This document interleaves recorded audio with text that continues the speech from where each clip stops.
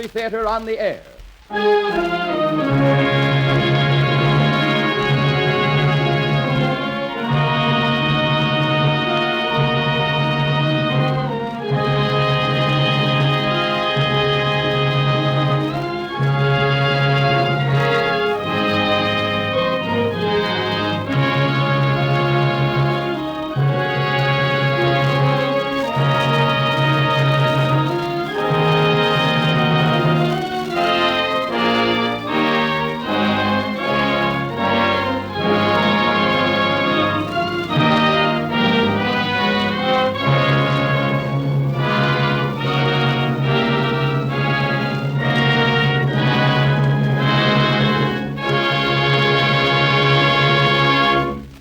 Tonight, Orson Welles produces and directs the 19th broadcast in the Mercury Theater series of dramatized great narratives.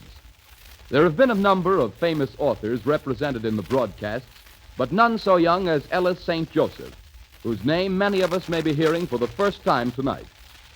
The story is one which Mr. Welles has long considered, and he takes great pleasure in presenting A Passenger to Bali by Ellis St. Joseph, one of the great short novels of recent years. The young author was born in 1911 and gathered material for A Passenger to Bali during a trip on a freighter in the Pacific. Though all the characters in his story are imaginary, the hurricane and certain other of the incidents actually took place. The freighter upon which he traveled was making its last voyage, and his story carries the weight of first-hand experience. The Mercury Theater on the air presents A Passenger to Bali, starring Orson Welles as Dr. Raube Waltz.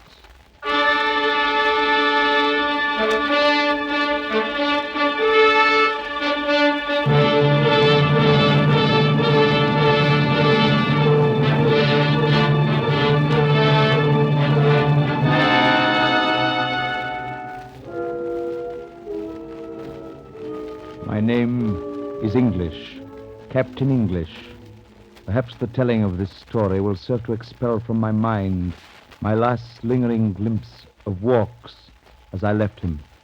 A vision that appears more real in retrospect than it did at the time. It has grown real in the 14 years that have passed. It was what some men call chance and others destiny that linked our lives on the dock at Shanghai and alike disrupted them 200 miles out at sea. I merely accepted him as a passenger on the steamship Roundabout, a tramp steamer flying the British flag, carrying a crew of 3 white officers and 20 Kanaka boys, which I owned and put to trade in the Southern Pacific.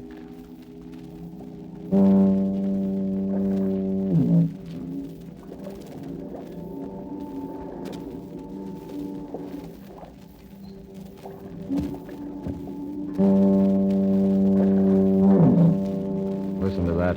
Oh, blimey. Fog's getting colder and thicker every minute. Clammy, that's what it is. They give you the creeps not to see 5 foot in front of you.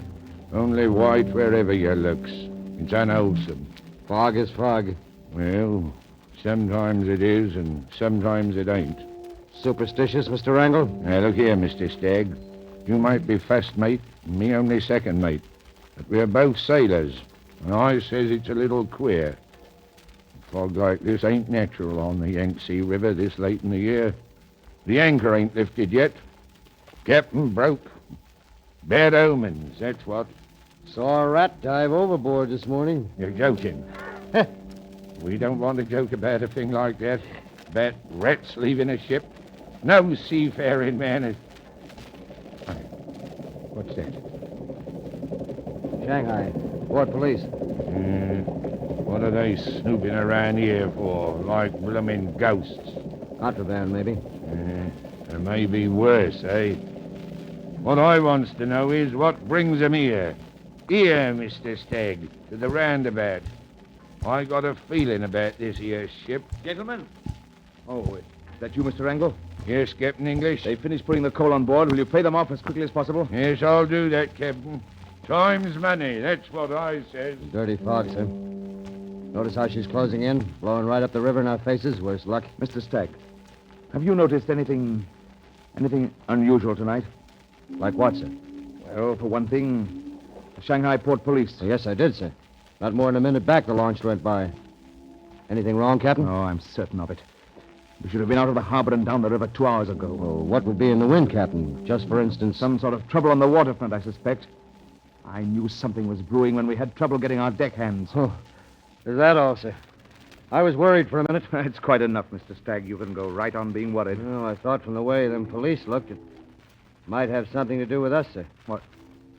With the roundabout? Personal-like. Well, it will if we don't clear this harbor. Not a very pretty world where peaceful men have to go about carrying a gun.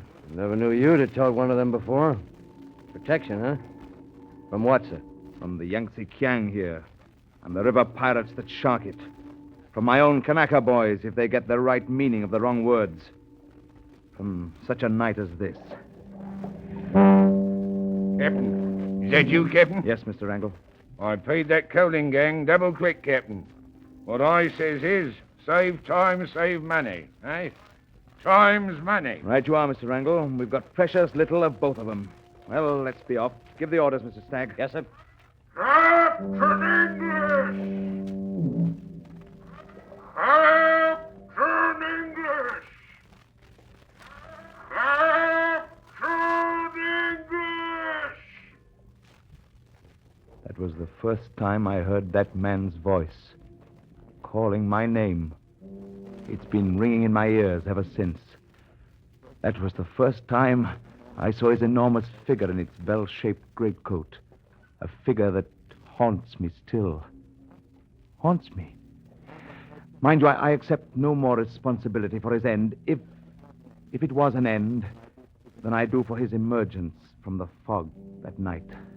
Captain English, Yes? Who is it? have I the honor of addressing Captain English of the roundabout? I am Captain English. Allow me to introduce myself, Captain English. I am the Reverend Dr. Rob Walks, a Dutch missionary. A missionary, Captain, bound for Bali, there to distribute Bibles and spread the word of the Lord. Well, what can I do for you? Your hand, sir. The Lord has brought us together tonight, Captain. What the Lord has put together, let no man put asunder. Isn't that your marriage sermon, Dr. Walks? Well, Captain, our first meeting is a marriage. Or a parting. Captain. So, you're looking at this thing men call my face. Have you seen it before? No. Good, so much the better. Then we can start from scratch. Captain! Captain! Ready to rise? I'll be with you in a moment, Mr. Stagg. Excuse me, you see, we're ready to sail, you see. I'm not giving to wasting words in mundane affairs, Captain English. Not I save my breath. You see how very brief I can be. Captain English, I am told that your boat puts in at Bulalong in the port of Bali. Is that correct? Quite. In that case, here you will find a Dutch passport, several papers for identification, mostly clerical, and about 400 in American dollars. Be good enough to examine them. If the papers, the money, and myself meet with your approval, I shall sail with you tonight. Oh. Well, your passport seems in order. The photograph is you? Yes. My shadow in the sun. Yet a man must hold his shadow or lose the earth it falls on. Captain? The visa seems proper. These letters? Testimonials of faith, sir. And the money? Testimonials of faith of another kind. Well, I'm afraid it's unfeasible, Dr. Walks. The roundabout is a trading scheme. Name your price. Well, I admit you tempt me. Funds are a bit low right now. Now's the time, then. Decide, sir. You own the ship as well as commander. Yes, I know. Then hoist your British flag, Captain, and be off with your Dutch passenger. Wait a minute. You say you're a Dutchman, yet you don't have much of an accent. Captain English, the Lord speaks in many tongues. It's odd that you should have waited until the last moment, Dr. Walks. His work knows no other time than the present. That's Very irregular, you understand. Accepting at the last moment without proper investigation a stranger A stranger? A minister of the Lord. Well, Captain? There's that police launch again. That's the third time tonight. Well, Captain? Very well. I'll take you. The meeting, sir, is a marriage.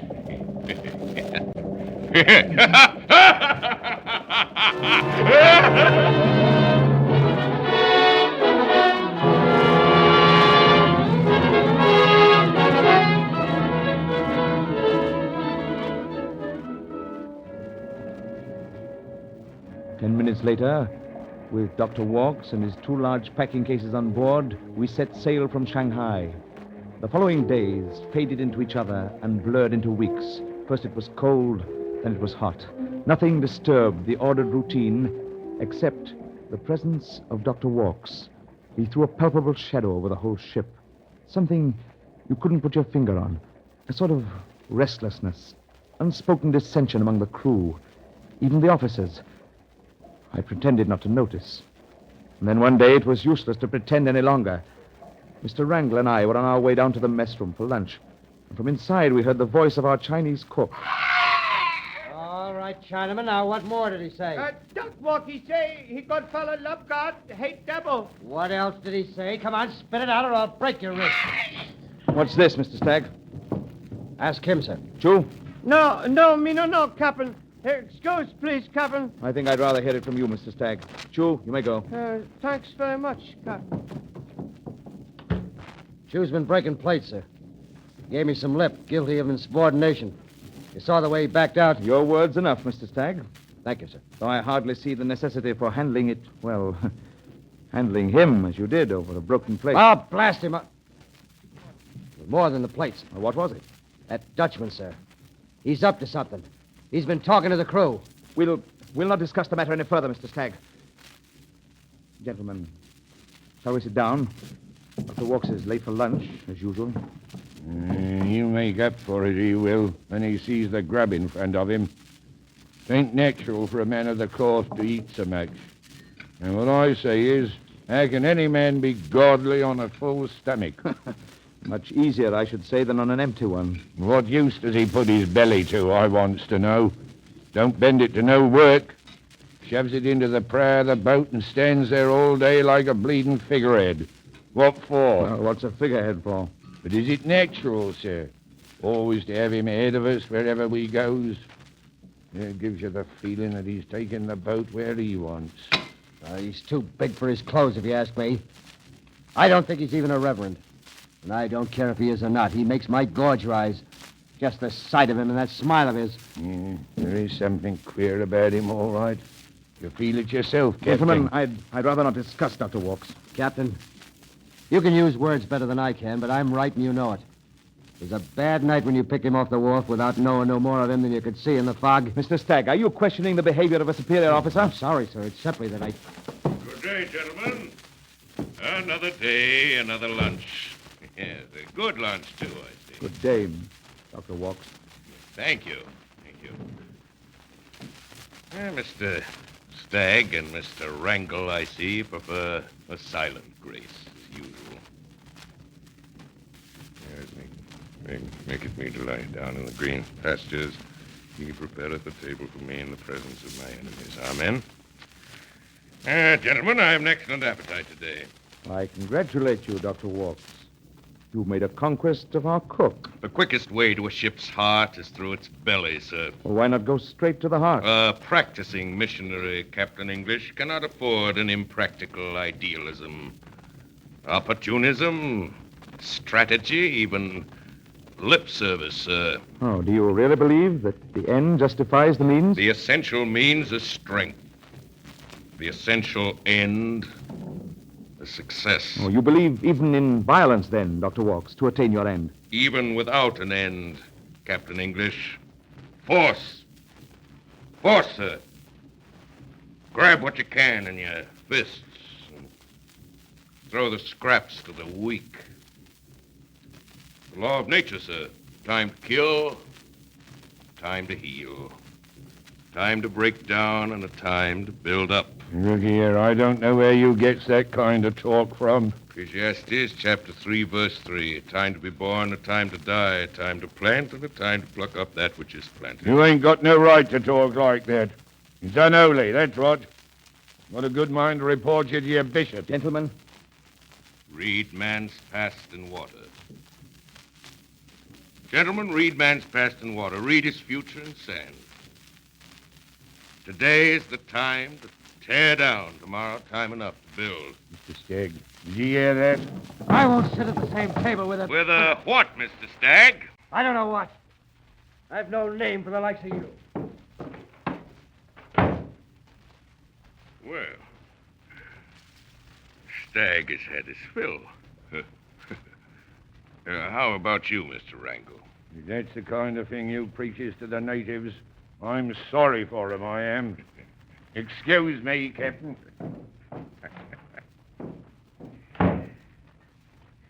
We're alone now, Captain. Are you with me, sir? no, Mr. Walks. You are with me on my ship, which you seem to have forgotten.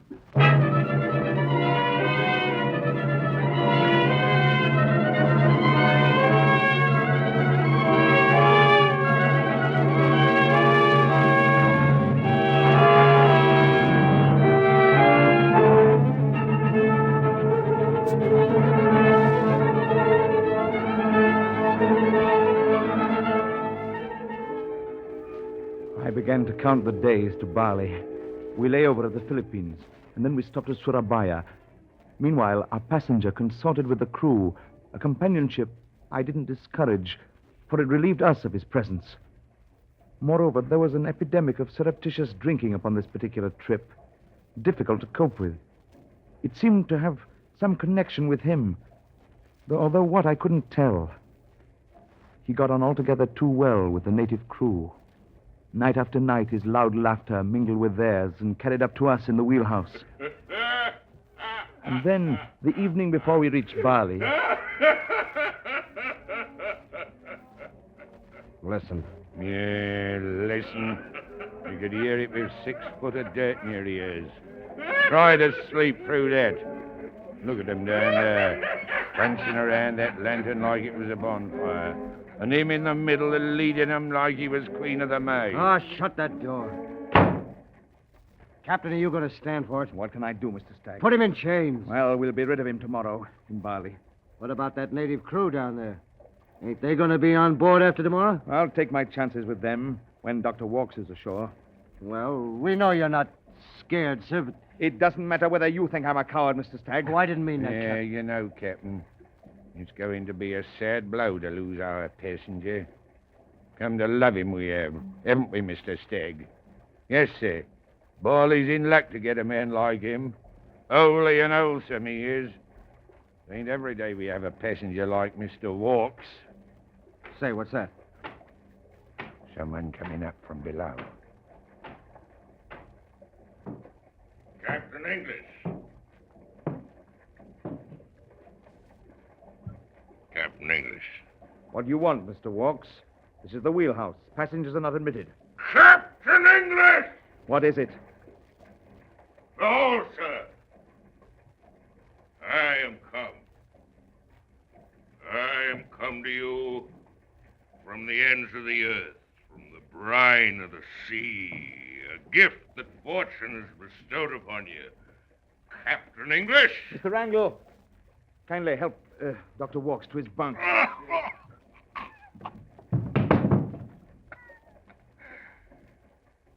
My bunk. Bunk. What for, Captain English? Shall I close my eyes and count sheep? Man has no time to sleep. He'd count 'em all. Dr. Walks, you have a fever. Your heavy clothes and this heat. Sleep. Sleep is a rehearsal of death. I want to live. Yes, but Dr. Walks, you... Captain English, I would like the inestimable privilege of your help in going ashore. Tomorrow, in Bali, Balinese very ungodly, very ignorant people. Ignorant, Captain English. You worship the Karuga bird, an evil spirit. Dr. Walks. I shall free them! Free them from the Karuga bird.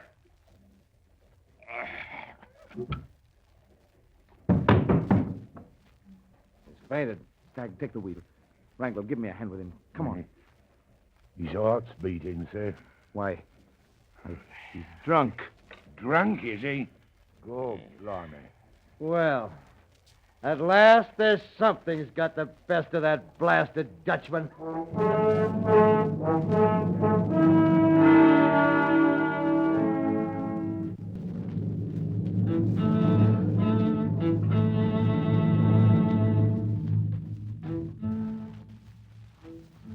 The next morning, we lay off the shallow water of Beulah Long. As I leaned across the deck's railing, looking gratefully at the white coastline of the island that was to relieve my ship of its unwelcome passenger, waiting impatiently for the arrival of the government launch, I felt a tap on my shoulder. I glanced backward into the Dutchman's face. An impersonal smile buttered his lips. Captain English, sir, I beg a word with you. Surely, Mr. Walks, you're not so poor in words that you need to beg one. I would buy it if I could, sir. Oh, no need. If it's farewell, you're welcome to it. Gladly. Captain English, I am a miserable and a repentant sinner. The devil has used me for his own ends. If you can find it in your heart to forgive and forget, Captain English, I'm sure we can come to an equitable arrangement. Your conduct is no concern of mine, Dr. Walks. Precisely. You weren't paid to watch me, but if you're agreeable, I should now like to make my welfare your business. Here's $200 in the currency of God's own country. Well, what's this for? I'm hiring one of your lifeboats for the brief period of a half hour to get ashore. Well, it seems you're not yourself yet, Dr. Walks. Perhaps I'd better hold your money until you're master of it. I knew I could rely on your discretion. Now for the lifeboat. Very well, sir. As soon as the port authorities have come on board. Oh, no.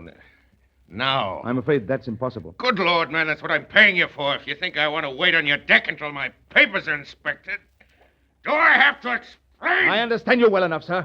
I prefer not to know the details.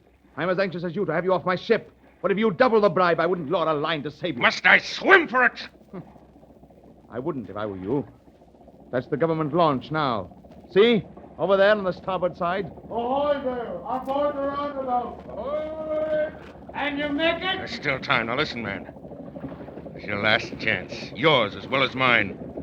Listen to me. Get me off this boat, or take the consequences. I swear it. You ransack the four corners of the globe, looking for this minute. Don't let it slip through your fingers. There's eternity in it.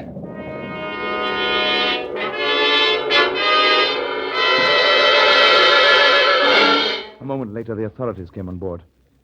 Captain English. Welcome, sir. Oh, are you the captain? I am. I am Matsis, Chief Inspector of the Port of Beulah Long. A pleasure, sir. We've anticipated your arrival with impatience. We're anxious to clear port as soon as we can. So I look over your papers. Bills of lading, cotton goods, manifest. Thank you, Captain. Oh, what is this? A declaration. A passenger? You say here is a passenger? As you see. But what is this passenger doing on your ship? Here is not room for passengers, no? A missionary. Will you examine his papers, please? A missionary? You are sure? Yes. So? Very peculiar. I see nothing peculiar about that. But, Captain, there is not the possibility for a missionary here at Bali. What's that? We are not permitting a missionary here for many, many years. All the world knows this. I didn't know it, sir.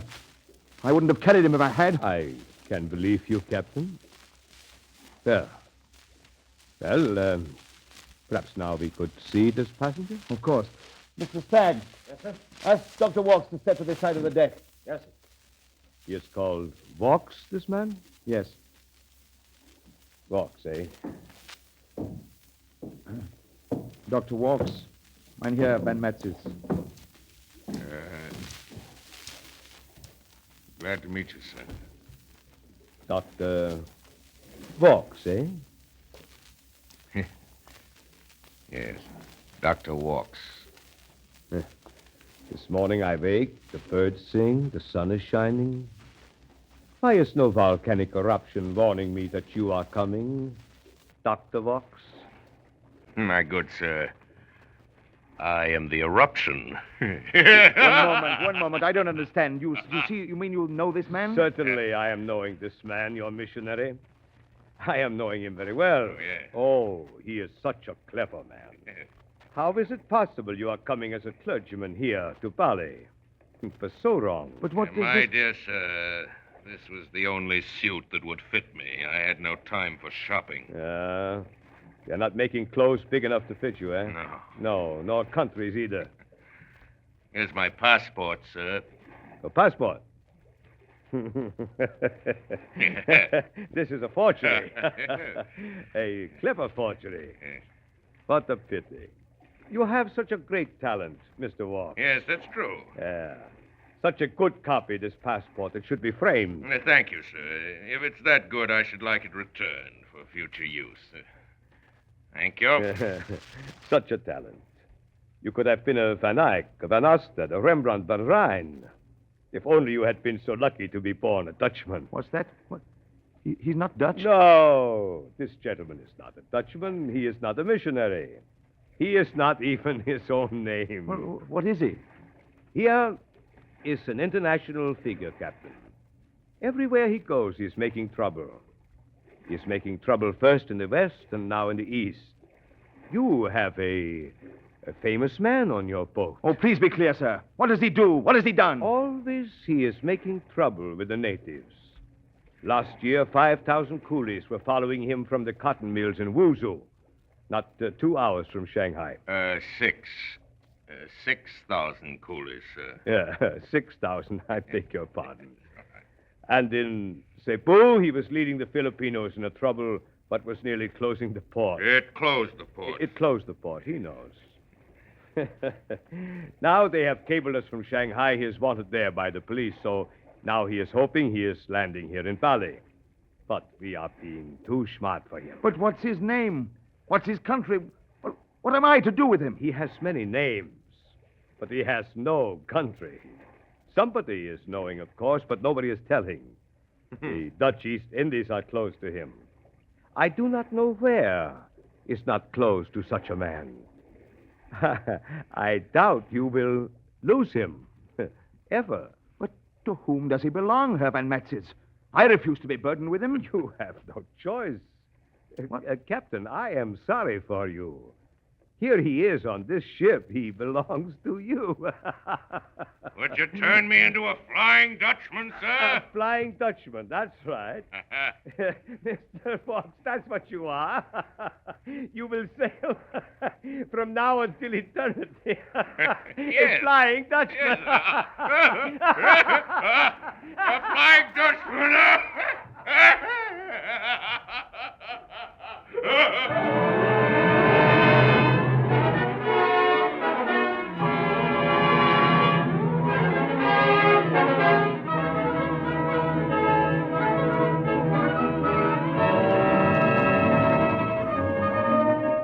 You are listening to a CBS presentation of Orson Welles and the Mercury Theater on the Air in A Passenger to Bali by Ellis St. Joseph.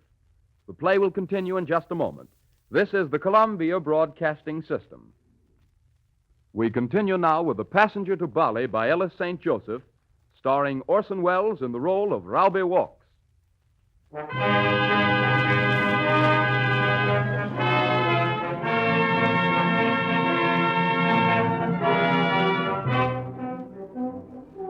After Bali, the first 7 days were a week of doomsdays.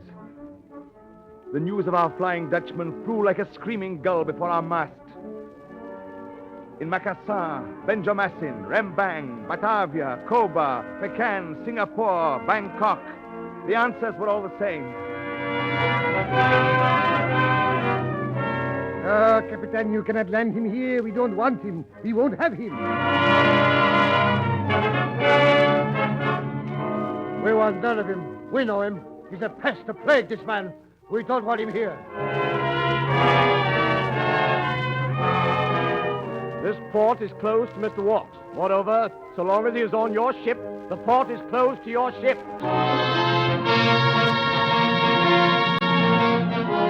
You can't land him here. You can't land him. You can't. Not here. Not here. Not here. Not here. No, Not here. Not here. Not here.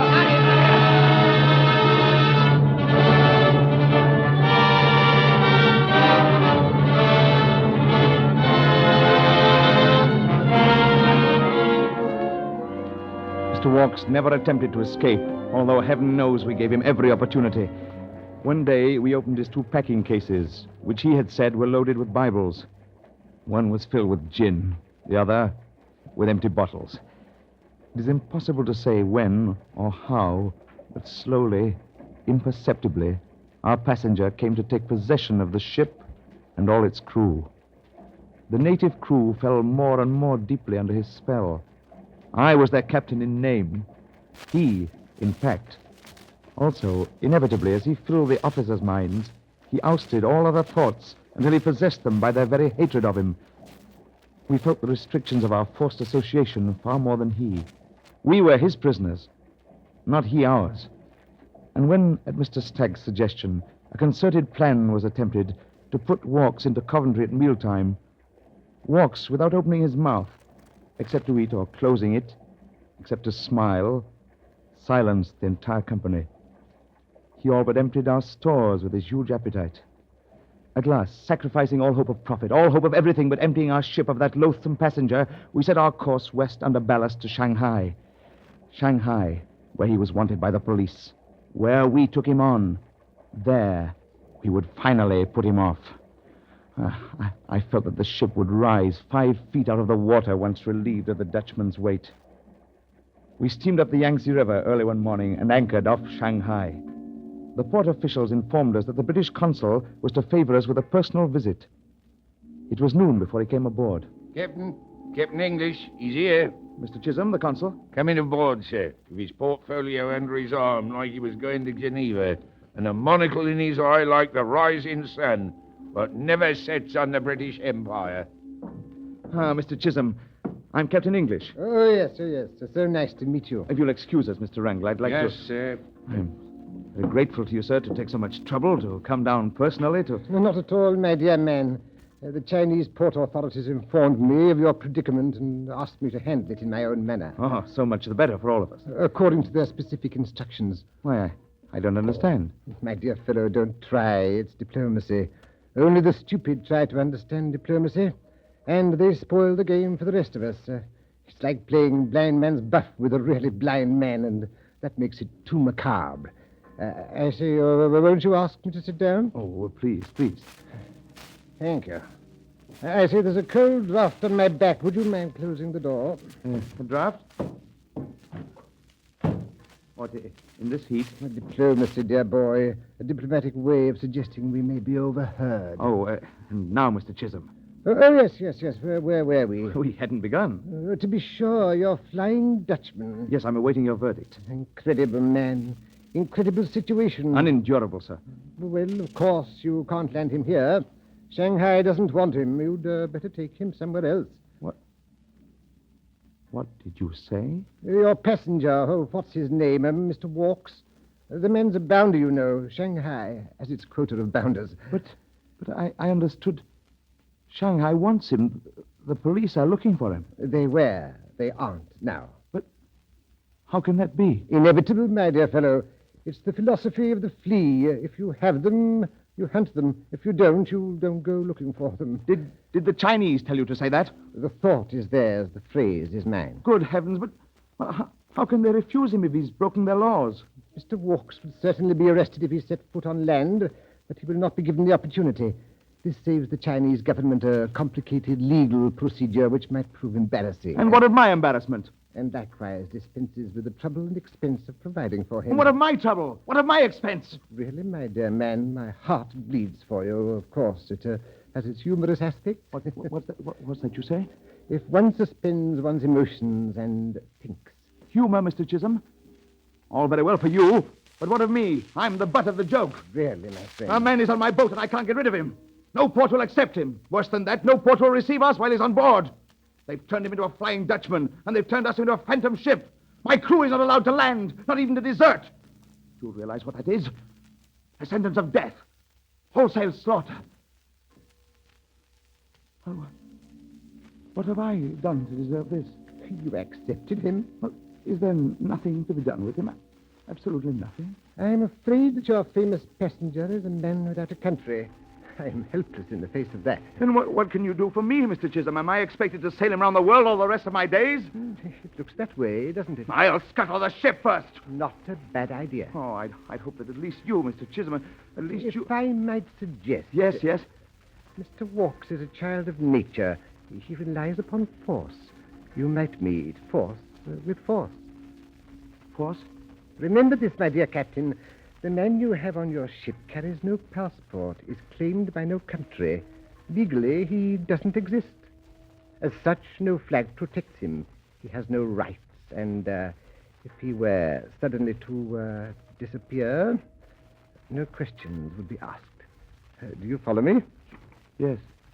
If I were in your shoes, Captain, I'd go for a walk with him on some dark night, around the deck and talk. You know, talk.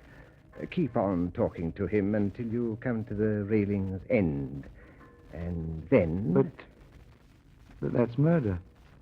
I fail to see how you can murder a man who doesn't exist. He does exist. It's what none of you seem to realize. He's a man, the same as you and I.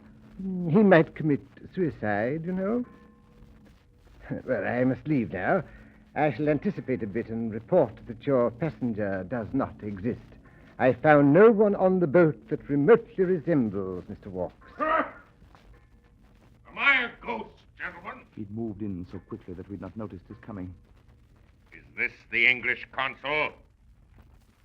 The august representative of Great Britain? As I was saying, Captain, I shall report that there is no such person as Mr. Walks. Your passenger doesn't exist. Nevertheless, I must take the proper precautions. I shall report that I found plague on board.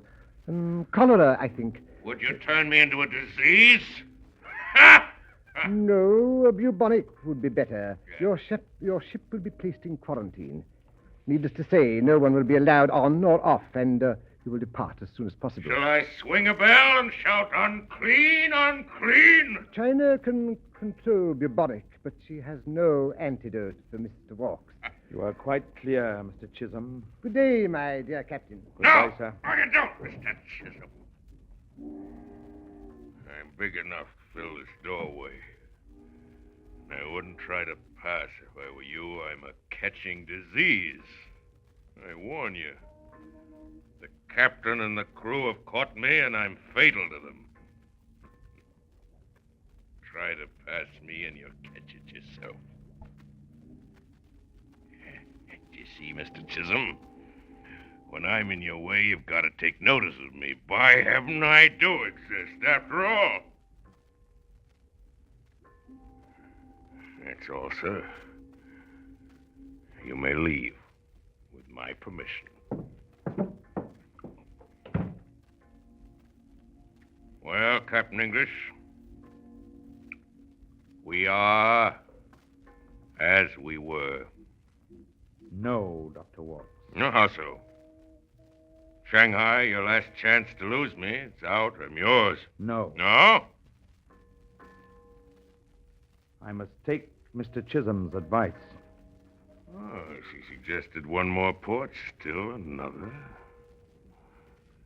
Is there such a place, such a land on Earth?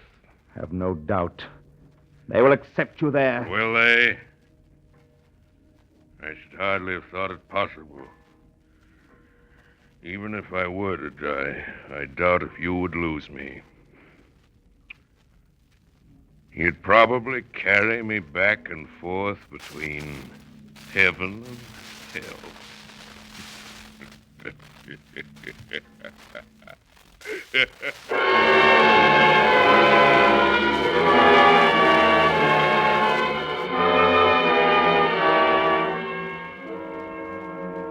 Mr. Walks was still on board when the roundabout weighed anchor and passed with the river out to sea.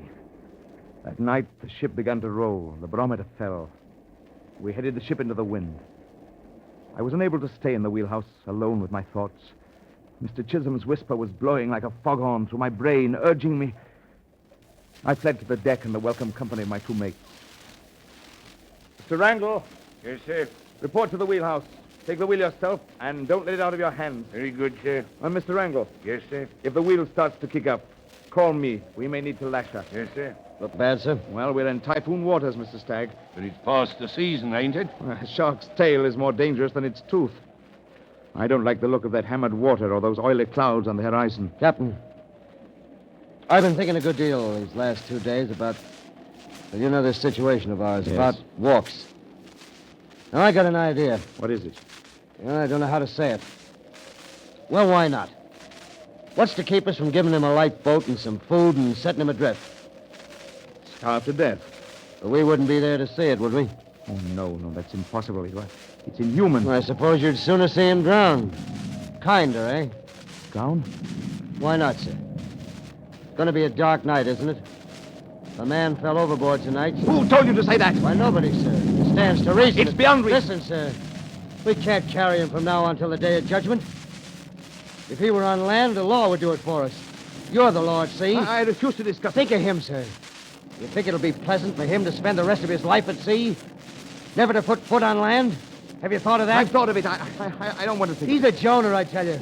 Should be thrown to the whales. It isn't safe to have him on board. Stagg, report to the engine. Full speed ahead. Fire the boilers to top steam. Keep her headed into the wind. Yes, sir. Batten down the hatches. Call all men on deck and on in the engine room. Secure everything. I'll see to the wheel. Yes. Dirty weather, eh, Captain? Walks. Why are you surprised? Were you thinking of me? Or were you conspiring with the wind and the waves? What do you want? I told you before, you're not allowed in the wheelhouse. Never? Never. I wish to speak with you. I have nothing to say to you. But I insist. Shall we take a turn about the deck? You're out. Very well. I'll be brief. There's a storm coming. Dark night, as you say, but perhaps we won't notice it if we talk, you know. Talk. Keep on talking. Prefer to stop. No, let's be going. Railings in. Oh, but this is an excellent place. Chance has guided us. Pure accident. The railings in. I must go onto the bridge, Dr. Walks. Tell me, sir. Why do you hate me? What? This is no time for equivocation. If you must spare me that. Give me the reason, one good reason why you hate me. You tricked me into accepting you on this boat, knowing very well what would happen if you were caught. But your animosity began long before you knew me for the villain I am. You've had a demoralizing influence on the whole crew. Before that, sir, it began before that. Well, your ideas. Captain English, think back. Certainly it began before I attempted to corrupt you with my ideas. It began... Yes? The night I picked you up off the wharf. I suffered a physical revulsion the moment I laid eyes on you. I found my reasons later. That night, Mr. Walks, I disliked you without cause. Thank you. You disliked me before you knew anything about me. And you must have disliked me for some reason within yourself, Captain. Perhaps you do right to blame me for making you conscious of it. Mr. Walks, I must go on to the bridge. Wait a minute. You hold me responsibility for the undesired linking of our lives. That's no responsibility. It's yours to blame, not I. You and the civilized world, your world. They've bound me to you. Let me go. Let go my arm. But civilization is rotting, Captain, because its origin is fear. The vacuum that nature abhors. like the center of this hurricane upon which the four winds of the earth are converging. Captain, I must get to the bridge. Let me go, Mr. listen to me! Your society is tottering. For 2,000 years, the strong have been sacrificed to the weak. And with what result? To imprison the strong, the weak have imprisoned themselves. The wheel, Captain English, the wheel! That's why you abominate me, Captain, because I've destroyed your illusion of freedom and betrayed you to yourself. I am the opposition. The wheel, Captain English, the wheel! Don't go yet. No, Captain English, I know what the British Council and your Mr. Stagg told you to do. Well, here we are at the railing's end. Why don't you do it? Mr. Walks. If our positions were reversed, Captain, do you think I'd hesitate for a minute? I'd move quietly. I'd take a sudden step forward. By heaven, I will. You...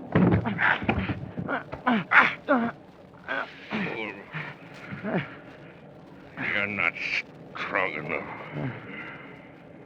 This ship is mine now. Mine. I'll never leave it. Get up! I'll give you back your life. You would have died with your conscience. You would never have survived me. The wheel, Captain! The wheel! Rope! The wheel's loose! The wheels! You capsize! The wheel!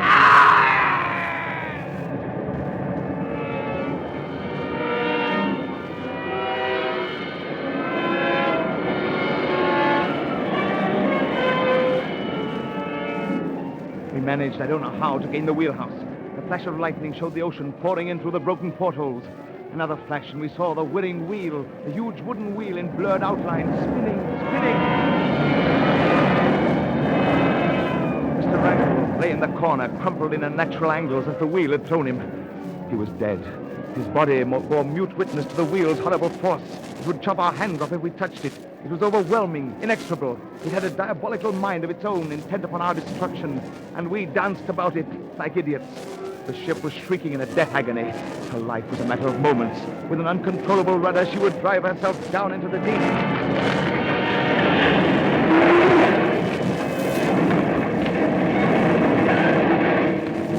Great waves struck the walls and broke in the door and descended upon us. As the ship raised her shoulders above the sea and the water washed out through the whirring wheel, we saw looming in the doorway of the wheelhouse an immense figure, with the salt water running down him, dripping from his face and fingers. Mr. Walks might have risen from the sea itself. Out of the way! Mr. Walks, you can't stop that wheel! And I... Man, are you mad? It'll kill you! I'm not afraid of it. I'll stop it if I have to smash it. Ah! Walk! He's done it! He's got the wheel on his back. I have. I've got the ocean. The whole ocean on my back. Can you hold it? Stagg, grab the wheel. Help him. Here, let me get at it too. Good. Rope. There's rope coming. Do you hear? Get it. My collar. Open my collar. That's better. We can hold it till the I wreck. can hold it. Gentlemen, I doubt if it will be necessary. What's that? What's that you say? We're holding nothing. The ship's rudder has just snapped.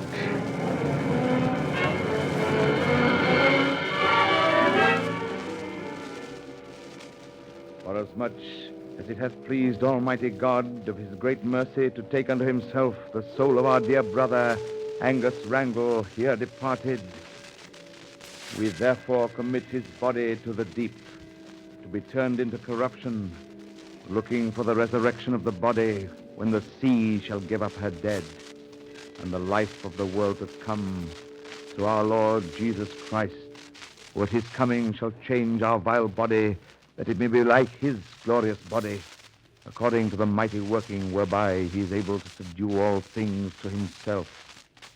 Amen. Next morning, we took toll of the havoc.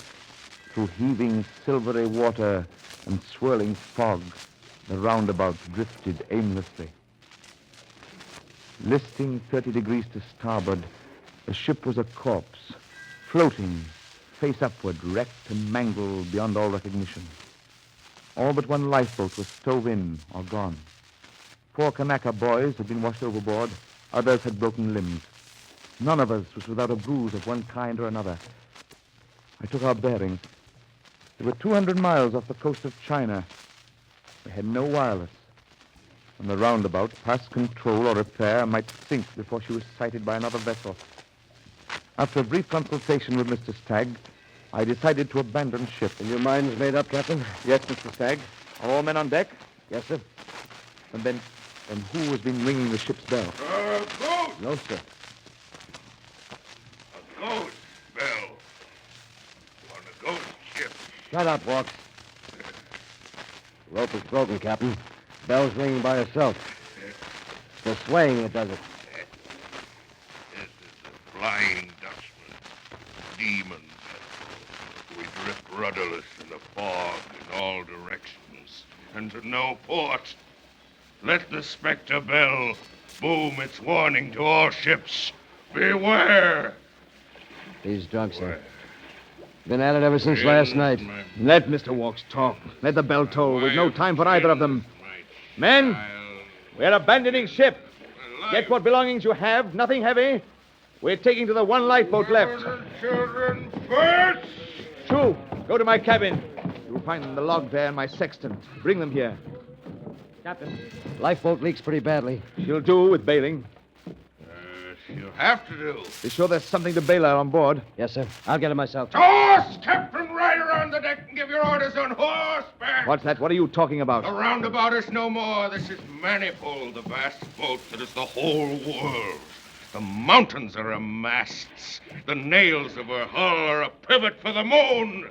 Her cables are the circumference of St. Peter's Dome and extend around the globe. The ship is sinking, Mr. Walks. I've more to do than listen to fairy tales. Fairy tales is more truth than the use of boats. True. Go get provisions and water ready. I tell you, this is Manifold, Captain Manifold. Look about you. Her lower masts are so high that a boy becomes a gray-headed man before he reaches the futtock shrouds. It takes 100 years to tack, and when one of her sailors dies, she buries civilization. I've no time for you, Mr. Walks. Captain. Yes, Chew? Log, 2 sextants here. I don't need both of these. Put the log on one of them in the boat. Here, I'll take the other. You're a long way to row, Captain, with me in tow. Who'll pick up a doomsday passenger. Row on, sir, row on. Captain, Captain, thou art mine. Captain, Captain, I am thine, thou mine, I thine.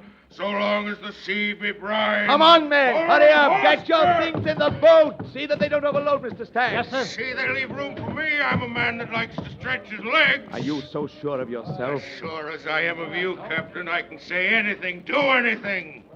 And it wouldn't make any difference. I suppose you can. I rely upon your charity, pity, mercy, your holy virtues that are oil for the faulty machineries of justice. Then it would be just to leave you behind. You won't. You'll take me with me. You don't dare leave me behind. How well you know me, Mr. Walks. I suppose you even rely upon my gratitude. Gratitude for what?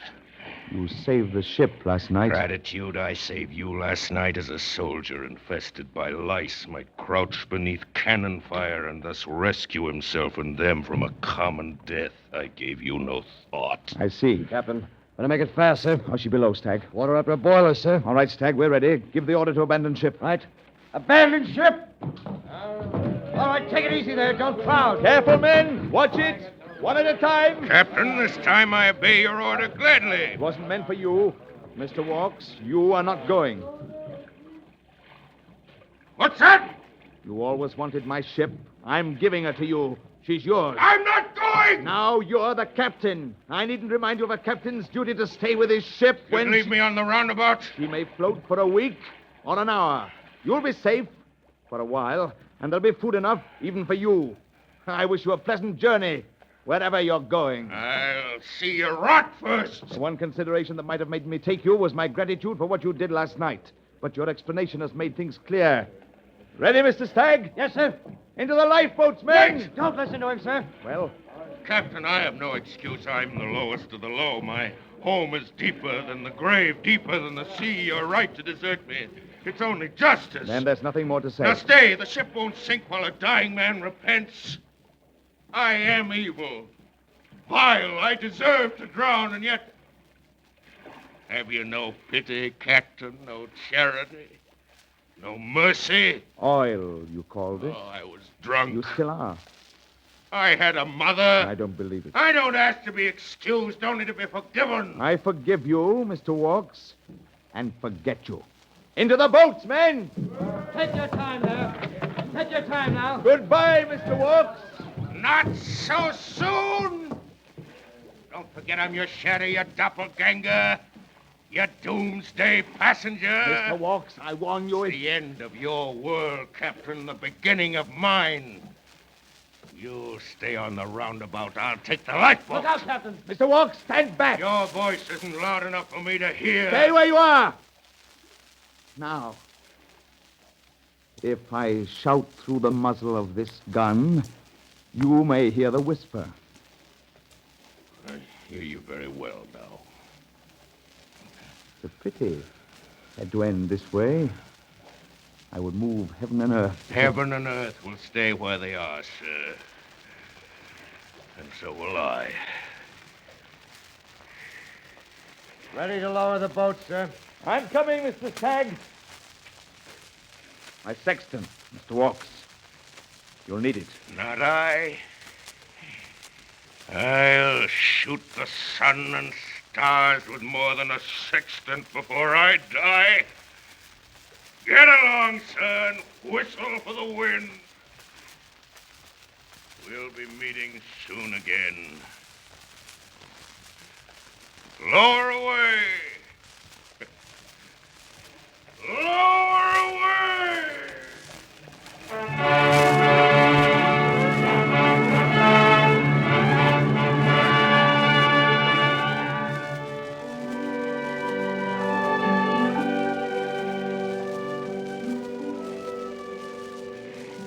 We pushed off with no other sound than the movement of our oars.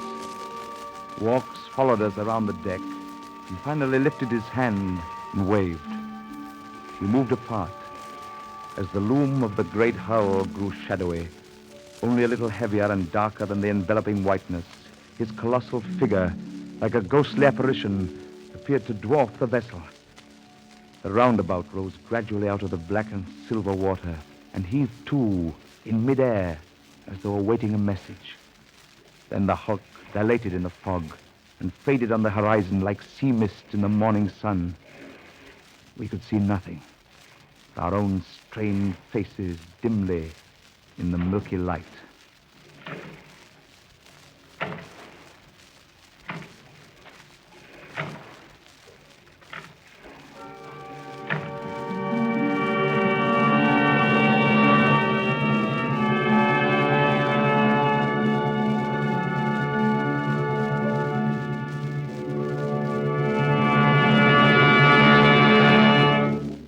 Tonight, the Columbia Broadcasting System and its affiliated stations have presented the Mercury Theater on the Air in its 19th broadcast of dramatized great narratives. The story was A Passenger to Bali by Ellis St. Joseph. The adaptation for radio was made by the author himself, and Orson Welles directed the entire production. In the cast tonight were Captain English, played by George Coulouris, Mr. Stagg, Frank Reddick, Mr. Wrangle, Eustace Wyatt, Ben Matsis, Ray Collins, Mr. Chisholm, Alfred Shirley, and Mr. Walks, Orson Welles. The orchestra was directed by Bernard Herrmann, and Davidson Taylor supervised the production for CBS. Your announcer is Dan Seymour.